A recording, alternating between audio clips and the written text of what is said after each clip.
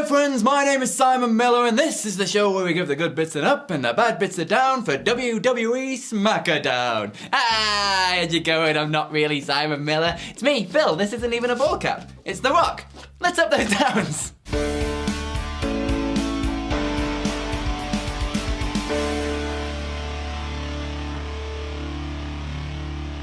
We started off SmackDown with Fight Night because it was the Brawling Brutes coming in. No sign of Sheamus though this week after they writ him off last week with the Usos attacking his arm. They've actually written him off TV because he's off getting married, so a huge congratulations to Sheamus. SmackDown was Bloodline heavy last night though, and we started this off just before this match as we cut backstage to most of the Bloodline because Roman Reigns wasn't in the building yet because yet again he's late for work. He's an absolute disgrace. But it was the Usos and Solo Sikoa and Sami Zayn backstage. They were getting all hyped up, and then Sami Zayn turned to Jey Uso to address some things that have been going on recently. Now Jey thinks that Sami won't want him to go out to the ring because of other things that have been happening recently, but Sami is saying it's the complete opposite. He wants the moment to be when Roman Reigns arrives in that building. He wants to be able to see the Bloodline raising their wands in the air in victory.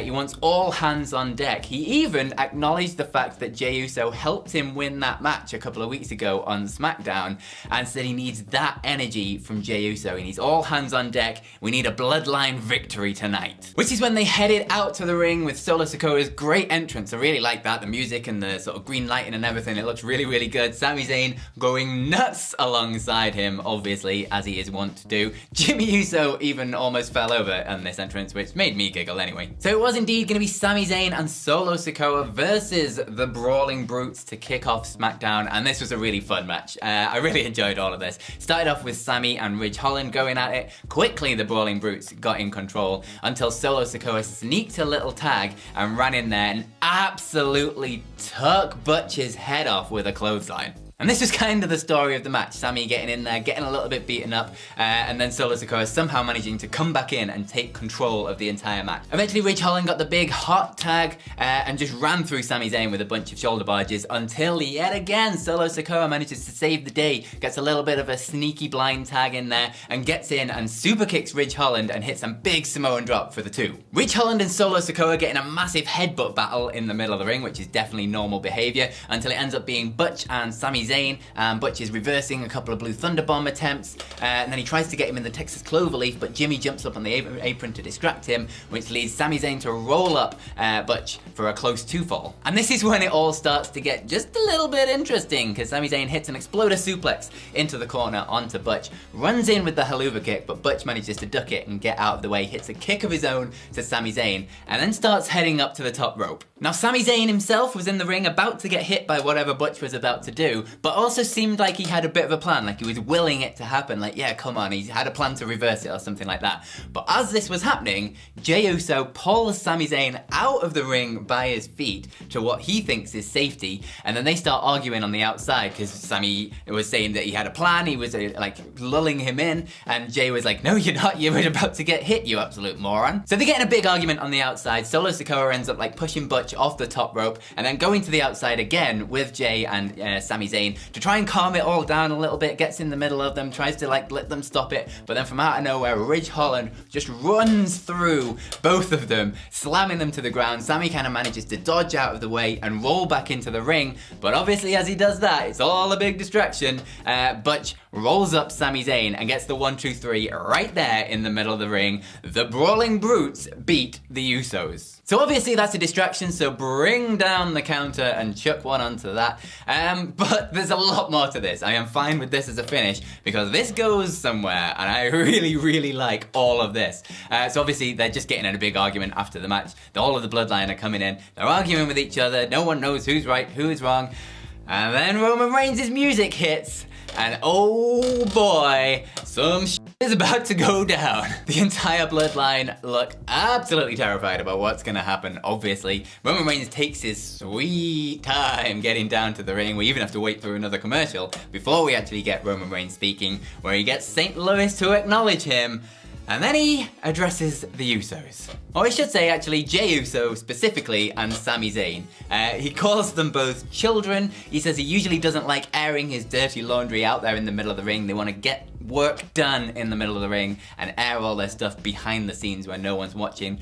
But he sees no other option. He wants everything to be laid out there on the table tonight because he wants this beef that they have going on over. So Sami Zayn kicks this off. Obviously, of course he does. And he basically says that there's been a communication breakdown between him and Jey Uso, and frankly, he doesn't understand what's going on.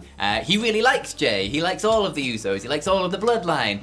He wants to be welcomed into the fold, and he's tried to be really, really nice to Jey Uso, but he just doesn't understand why he hates him so much. So Sami apologizes for whatever it is that he's done to hurt Jey Uso. He doesn't know what it is, but he apologizes for it. But that isn't enough, because Jey Uso really does not like Sami Zayn. He doesn't like his hair, he doesn't like his face, he doesn't like his shirt. He says he's not blood, so how can he be part of the Bloodline? He says that the entire Bloodline hate him, but Jey Uso is the only one with the cojones to actually say it out loud. But in all of this, he goes one step too far. Because Sami steps in and he says he's just trying to make peace because that's what the tribal chief wants, and then, oh Jey, what have you done? What have you done to yourself? He says that he does not care what the tribal chief thinks. And oh my god, Roman Reigns' reaction to this was incredible. I love all of this. And my god, Roman Reigns looked pissed. He looked like he was about to destroy Jey Uso when Sami Zayn steps in there to try and save the day yet again. He had one of the greatest lines we've had in wrestling this year. I absolutely loved it. It was fantastic. He stepped in and he said that basically Jey Uso, he didn't mean what he said. It's the heat of the moment. He's been going through a lot lately.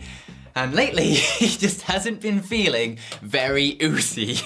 You could tell through all of this, Jey Uso was just desperately trying to not crack a smile. And Roman Reigns, he couldn't hold it in. He broke a little bit. The crowd was chanting Usi. It was just such a good moment. Like, they just let it hang for so long. And just Roman Reigns' reaction to this. You have to go and see this. It's really good. And Roman really leans into this afterwards as well, which is so good. It works so well. He turns to Jey and he's kind of laughing, but also looking really angry at the same time, just saying like, oh, is that your problem? You're not feeling a little bit oozy? And he basically says, if you don't find your inner oozy again, Roman's gonna do something that Jey is not going to like. He is going to get rid of the honorable bit of Sami Zayn and make him a full-blown oos, and hell, he might even just call him Sami Uso.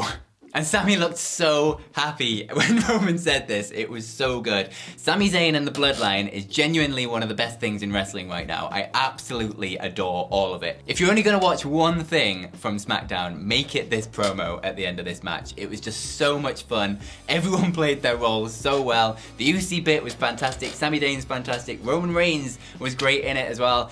All of this, 100% easy peasy up. We had a quick Viking Raiders promo after this, basically the same stuff we've been having for the last few weeks. They said the gods have opened their eyes, they were drinking some stuff, they said Valhalla awaits. Kinda ready for these to be over and to move on and actually bring the Viking Raiders back to TV now in their whole new package. Well, it's not really a new package, but with Sarah Logan, I assume, with them. I'm ready for these to be over now. They've been going on for quite a while and they haven't really progressed anywhere. When it was time for the Maximum Male Models versus The New Day. Not a lot to report from this match. It was really short. The New Day had a picture-in-picture promo at the beginning of this during their entrance, where they basically just told the Usos that they hope they're watching so they can see what a real tag team does and why they have the longest reigning tag team championship reign thing in WWE. And that story kind of got folded into the match itself as well. But the match went on, there was a lot of posing at the beginning from both teams. The commentators talked a lot about the New Day's title reign and how the Usos are coming up to their title reign, so we're definitely turning this into a bit of a story. And then Kofi Kingston got the hot tag, ran through Mansoor, hit the big frog splash onto his back, and then they hit the midnight hour and the New Day won, and that was pretty much it. I'll give it that magical up because, well, there was nothing really wrong with it. It was what it was. It was just a squash match, basically. But I wish they'd do a little bit more with the Maximum Male Models. I'd like that they're feeding into this New Day versus the Usos title reign story, so I hope to see more from that. And yeah, it was fine. We then cut backstage to Kayla Braxton, who's there with Sonya Deville, and since I'm in this chair in front of the camera and I'm normally behind the camera for these ups and downs things, I'm gonna take this moment to use my finger of power, maybe abuse it, some might say, and give Kayla Braxton an up of her very own, because I think she has done absolutely fantastic in WWE. I think she's become a huge part of it. I think her role on SmackDown is absolutely fantastic. I love that she's getting more personality into the sort of backstage presenter role and things like that. Her stuff with Paul Heyman has been absolutely brilliant. She's just been a golden light throughout WWE for a long time now, and I think she deserves recognition for that. In this though, she basically asks Sonya Deville if she is going to answer Ronda Rousey's open challenge later, and Sonya Deville says, "Why the hell would I tell you this? Even if I was going to do it, why would I tell you?" I mean, spoiler alert, she doesn't. But she did go on to talk about Liv Morgan being broken, and then Liv Morgan ran up, and there was a big brawl. I'm enjoying this, by the way. This is very fun. And then there was a big brawl backstage, and they all tried to pull them apart, and that was pretty much the end of the segment. Next up, we had a big Braun Strowman promo backstage, where he basically just said that, yeah, Omos is bigger than him, but is he stronger than him? Because Braun has flipped over like ambulances and wagons and things, and that's a big challenge, but in terms of challenges, the bigger the better. So Omos is a lot like the challenge of flipping cars, because Braun is stronger than Omos, but Omos is taller than Braun, but like there's no giant that can beat the monster of all monsters or something like that. And then it was time for Ronda Rousey's open challenge, and she comes out and she cuts a quick heel promo. She says the belt is back where it belongs, and yes, she called it a belt. It really is a brave new world we're living in. And then she cut a quick heel promo just saying that only great people can recognize great people, and all of you people out there in the crowd are too mediocre to recognize greatness. And then out comes, of all people, Emma. Now, it's been 5 years to the very day since Emma was released from WWE. Obviously, she's been off in Impact. She did a 3-year run there, and she finished that off in July, and now she's back in the WWE fold, and I really like this, for one. I was a big fan of Emma back in the day. Genuinely think she was a huge part in the women's revolution, kick-starting it off with that match, NXT Arrival, with Paige versus Emma. It was an absolutely fantastic match for the inaugural NXT Women's Championship. Really, really loved that match. And I think that match went a long, long way to proving that women can do a whole lot more in wrestling than just the diva stuff. If they can wrestle, they can go, and it's actually really bloody good. So I'm a big fan of this comeback, to be honest. Really, really like it. Michael Cole was putting her over big on commentary as well, talking about her history with the WWE and NXT and things like that, saying that she's been wrestling all over the world, and she actually had a pretty decent showing against Ronda Rousey. Ronda Rousey was pretty much in control, throwing her around with the judo stuff at the beginning of the match until she chucked her to the outside, and Ronda threw Emma into the steel steps. But then Ronda ran in to try and hit Emma with a big knee on the steel steps, but Emma moved out the way, and she just kneed the steel steps as hard as she could. And that's when Emma could kind of take over, and she got a bit of a tarantula lock on the ropes, which is absolutely fantastic. Always loved that move. And then she hits a big crossbody off the top rope. But Ronda gets back in control again, going through a bunch of submissions in the middle of the ring. But the important thing is that Emma just kept on coming back. She was getting out of the submission. She was getting back into other moves. She hit a big side Russian leg sweep for the 2 count. But then there was back and forth fighting again until Ronda Rousey managed to get Emma in the ankle lock. But again, she got out of that and hit her with a huge wheelbarrow German suplex thing, which just looked absolutely great, and that was another near 2 count. And all of this kind of got Ronda Rousey a little bit frustrated, which I kind of like too, and it played into her heel tactics because she had to push Emma into the referee. The referee kind of sidestepped and got out of the way, but as she couldn't see, Ronda Rousey got Emma and did the big eye rake down the face. That hurt more than I should have done. Why did I do that so strong? Hit her with the eye rake, then got her in the Piper's Pit, hit her with that, and then got her in the armbar and made Emma tap out. So yes, Emma lost on her comeback match after 5 years of not being in WWE. However, I genuinely think she had a really good showing against Ronda Rousey, and she came out of this looking really, really good, and there's no shame to losing to the champion. So I really like this. I will give it the big old up. We'll have to wait and see what happens with Emma going forwards. It wasn't on SmackDown, but they did do like a WWE exclusive interview thing that they put up on YouTube afterwards.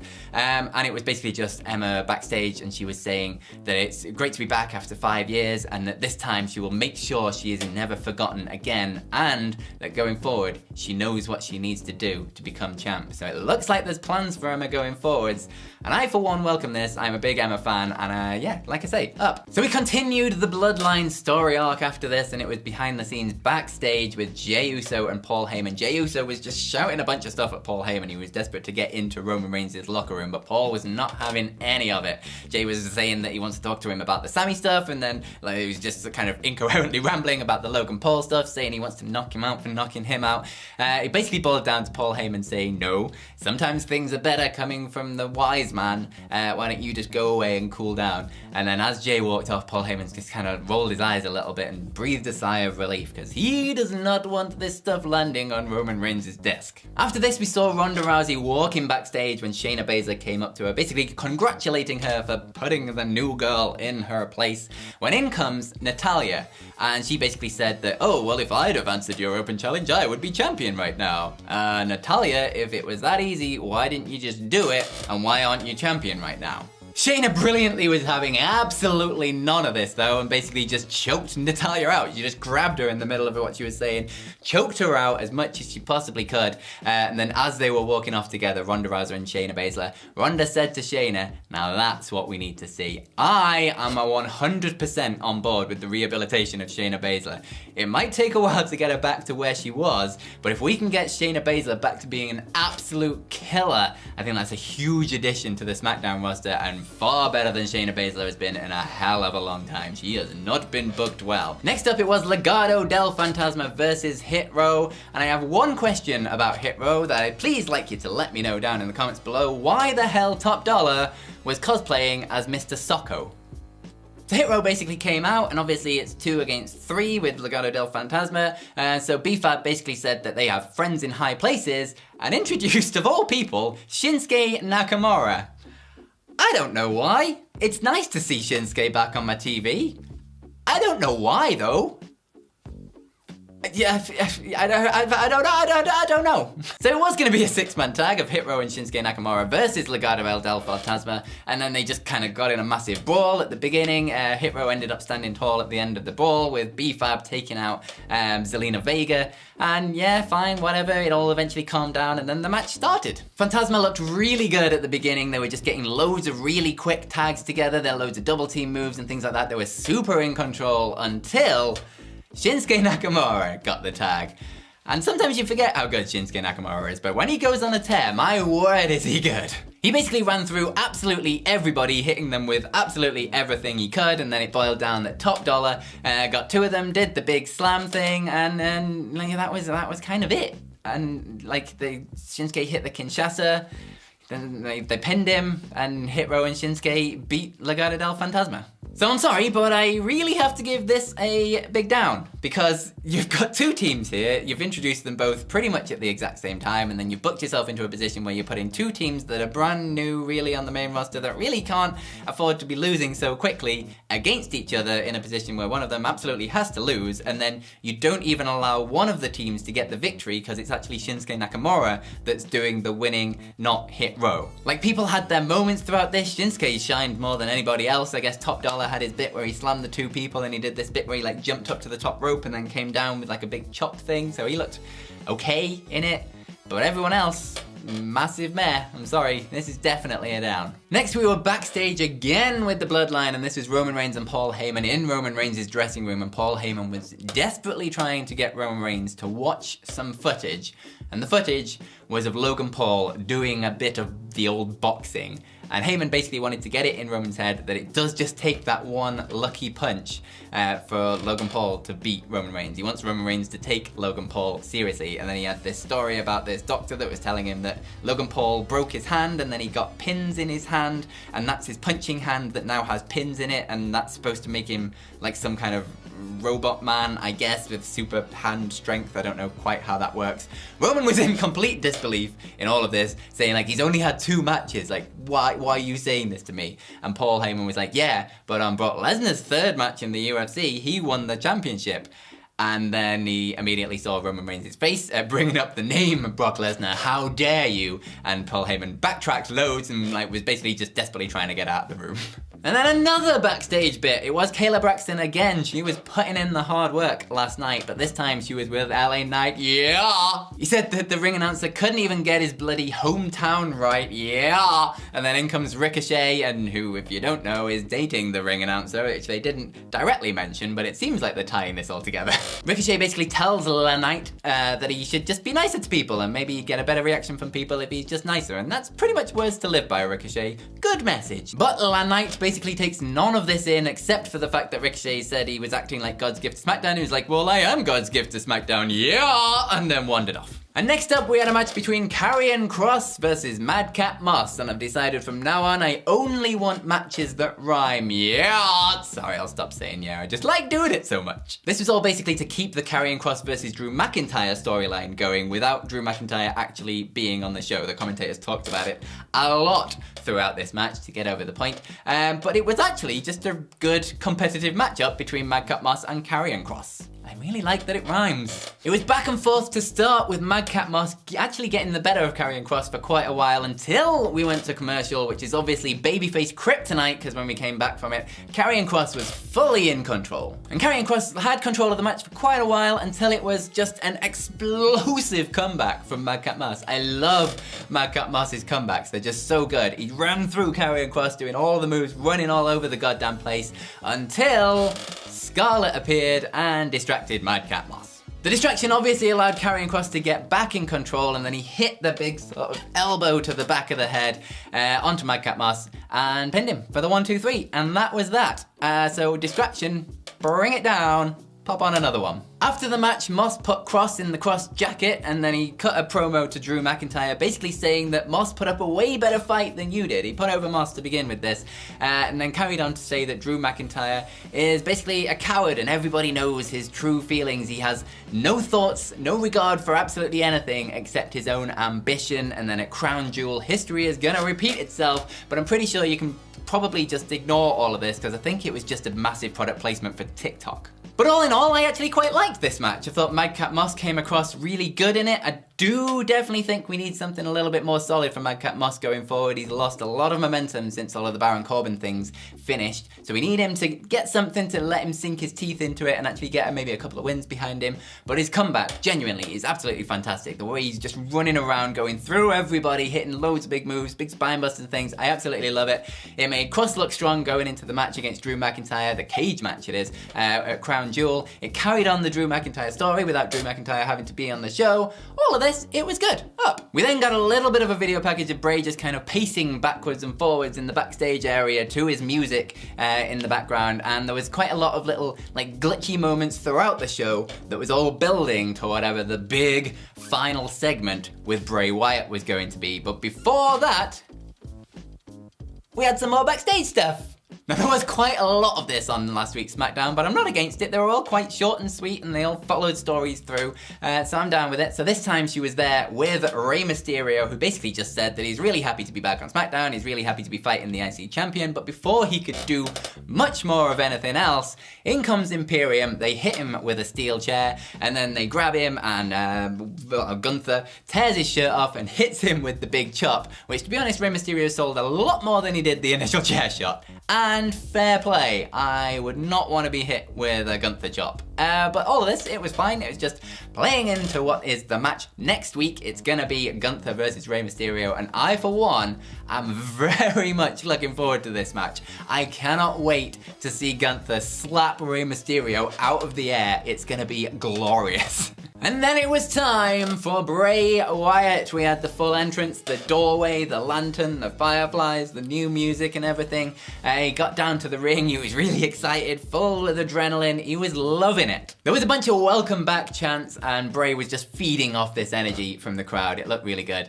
But I'm gonna use my notes for this bit because I don't want to get anything wrong. He was basically saying that he loves all of this, the welcome back chants, the adrenaline rush from the entrance and things like that, because it makes him feel invulnerable.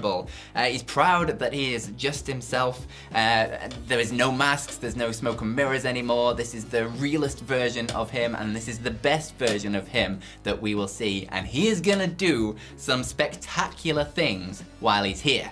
He then went on to talk about how his emotions can sometimes control him and take him to a very, very dark place, and then other times he just can't feel things at all.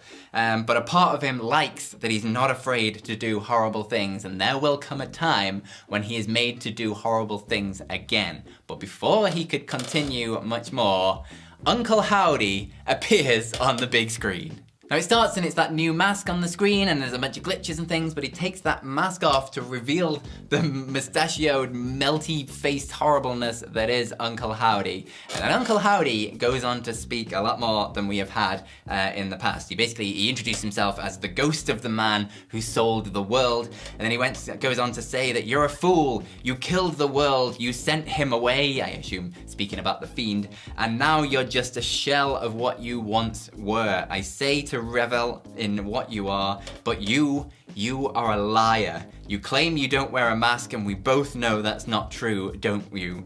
I can see you, you'll never be able to hide from me, your Uncle Howdy. Don't know what that accent was. And then throughout this as well, there was a QR code that flashed up at the beginning. If you scanned that, it took you to a picture of Bray Wyatt, just as Bray Wyatt, his face, but with the words liar scribbled all over it and big red crosses through his eyes. And that, my friends, was the end of SmackDown. So we're getting a lot more from this Uncle Howdy character than we've had before. It's obviously just Bray Wyatt in a mask, I mean, let's face it. But it's carrying on the intrigue. I think I'm enjoying this Bray Wyatt stuff since the comeback. It's intriguing week to week. It's not taking up too much time, which I think is the biggest part of this. Like each segment kind of leaves you just wanting a little bit more. It doesn't feel like it's overlong. It doesn't feel like it's getting a bit boring. There's a lot of intrigue for it. I genuinely have absolutely no clue where this is going and how they're going to figure out how to work this into a match itself. Is it just going to be the Bray Wyatt character? Is it going to be the Uncle Howdy character? What the hell is the wrestling match going to look like? So there's a lot of questions still to be answered, but each week we just feel like, it feels like it's progressing, which is a lot more than Bray Wyatt stuff has done in the past. Often it's felt like with the cult leader character and with the Fiend stuff, that it got to a point where it was just kind of spinning its wheels and we weren't getting anything new or any progression. And this, so far, it feels like it has a plan, it's progressing each week, and I like it. So I'm willing to give it the benefit of the doubt and wait to see where it goes. So I will give it that up. Overall, I will definitely be giving SmackDown an up. It was a really enjoyable wrestling show, I thought. So yeah, it was good stuff.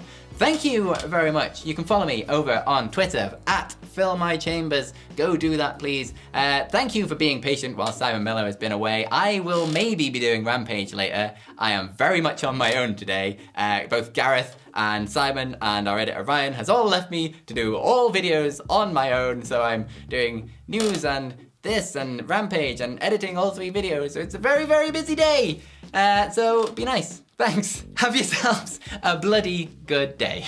Bye.